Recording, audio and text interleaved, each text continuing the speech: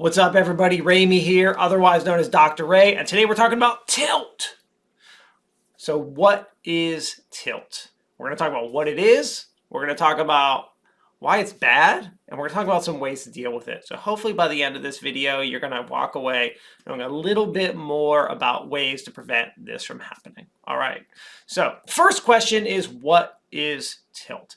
So tilt, as defined by Wu et al., in regards to gameplay, video games specifically, is a term associated with frustration, rage, and the deterioration of gameplay. Basically, getting angry, getting frustrated, getting mad, wanting to pull your hair out at the game, and it starts to cause you to do poorly. It starts to cause you to be toxic, starts to cause you to do things that you shouldn't be doing because it's just detrimental to yourself and everyone else around you. People can be tilted by their teammates, things that their teammates do or do not do in the game. They can be tilted by themselves and things that they are doing in game, like they made a poor play or did something bad. They can be tilted by random things happening in the game or just mechanics they do not like they don't like how a certain champ does something, and that can make them angry.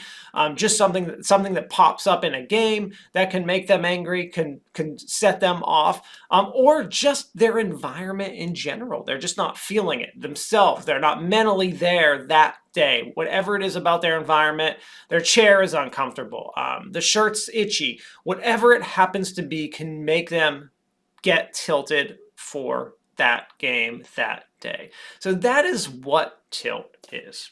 All right, the next question and the next part of this is, well, why is it harmful? Why is this bad? I mean, it's pretty obvious. Obviously, getting mad at something while you're playing and it causing you to do bad is not a good thing, right? Like, you doing bad while you're playing, you not playing your best, is never a good thing, but it can lead to stress. And so in addition to it causing you to have a bad game and lose the game, which for some players, like especially in esports competition, video game competition, there can be some high stakes involved, significant amounts of money, significant sponsorships. And so if you get tilted, you can lose that and not get it. But it can lead to stress and higher stress levels, which, as you know, can lead to increased heart rate, can lead to increased blood pressure, all kinds of bad things happening within your body while your stress is increased. Like bad stress, unnatural stress that we don't want. It can lead to bad choices in general, things that you might do or say to certain people you're playing with, like your teammates, like toxicity, toxic behavior, like going in a chat, typing something that you just shouldn't type, which all of a sudden sets off this chain reaction, whereas not only are now you not playing well, but the rest of your team isn't playing well, or someone quits the game, or whatever it happens to be because you are toxic, you're causing toxic behavior, something you say over voice chat. It can lead to you feeling frustrated in game and without of game, because those behaviors that you cause, like the causes of tilt, like what happens, can extend beyond your gameplay. So what happens is that reaction, that cause of what happened in the game can cause you to lead to things like depression, can lead to bad thoughts and other things going on within your life that the game is now causing because of the way that you're reacting to it. All right. So that's kind of why tilt is a bad thing in general in your life. It's like this big snowball effect of bad things that just continue to happen once you are tilted. Well, then how do you deal with it? What are some strategies for dealing with tilt?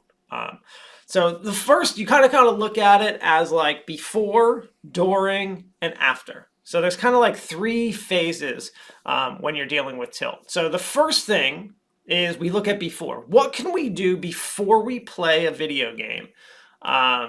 Before we get into the mindset of playing, what are things that we can do beforehand? So the before stuff is we are mentally and physically ready. What does that mean? We exercise, do things like exercise, staying physically fit, getting good sleep, having a healthy diet, and making sure that we're mentally prepared for the game. So that's the first thing we can do. Next thing we can do is we need to know what sets us off. Having a plan, like a game plan. What causes me to get frustrated in game, and how do I deal with that frustration? So simple things. Something doesn't go my way in a play. What do? Do I get toxic and get mad? Or do I sit there and say, okay, this is okay that this happened. We still aren't losing because of that one play. I can come back from this. What are the things that set you off? Is it someone, saying something? What are those things that set you off? And what are the strategies going to be for each one of your triggers? What are your strategies going to be to not get affected? So you have this game plan going in.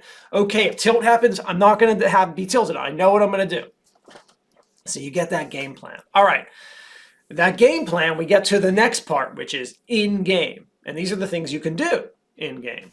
All right. So the first thing, don't show that you're tilted to your teammates and the other players.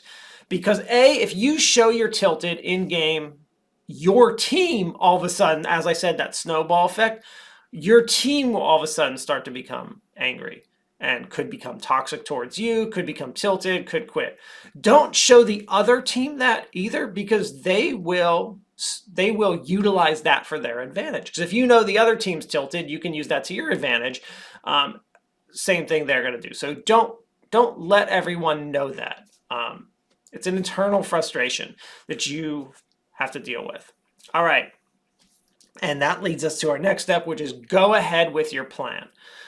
With all those things that you said you were going to do, if you became tilted, start to do them. What are those things I need to do? I need to take a deep breath, and I need to tell myself that, okay, this isn't bad. Don't worry about this. Or, I've talked to my team. They all know. We all talk to each other when we make a bad play. My team, I'm going to say, hey, guys, I'm really frustrated. I just made a bad play. And they're going to send me words of encouragement to say, hey, don't worry about it. Keep going. Just follow me here. Do this.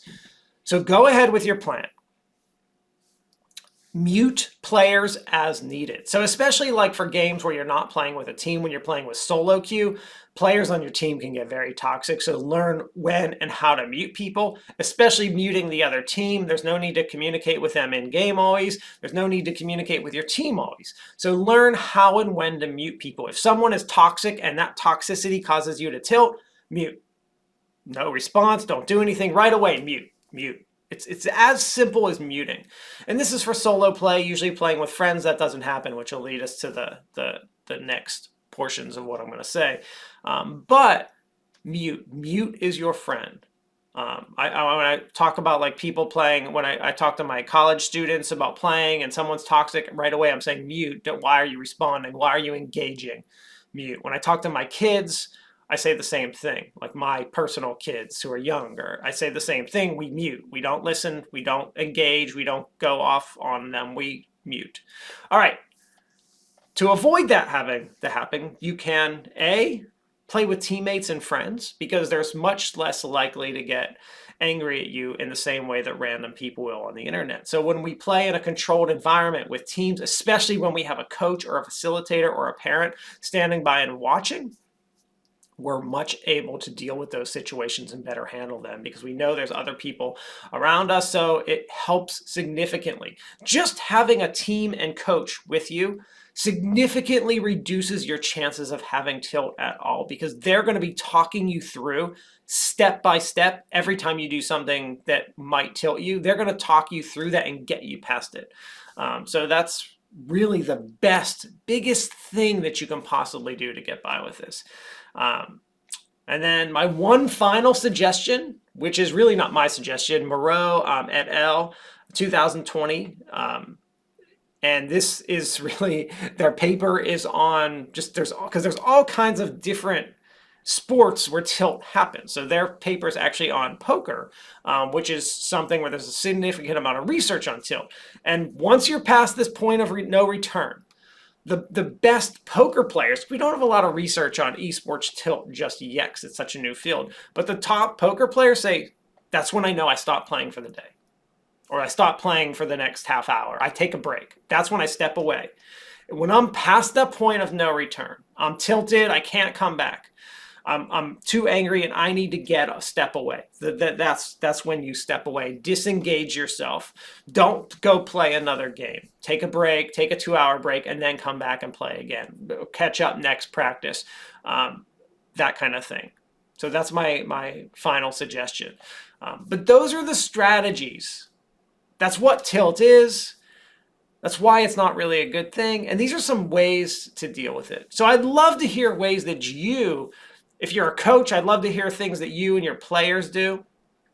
I'd love to hear things that you personally do if you're a player. I can tell you one of the things that we're doing in my program right now is we're actually hiring a mental coach who's going to be working with our students throughout the semester to help them through some of these kind of situations and really giving them good strategies, individually, because it really needs to be individualized strategies because everyone responds differently to different things and has different things that are going to work for them. So we are hiring a coach to actually help our students with this. But these are just some really general things to start to think about as you start thinking about playing in esports, playing competitively, even playing video games in general as a parent. All right, later everybody.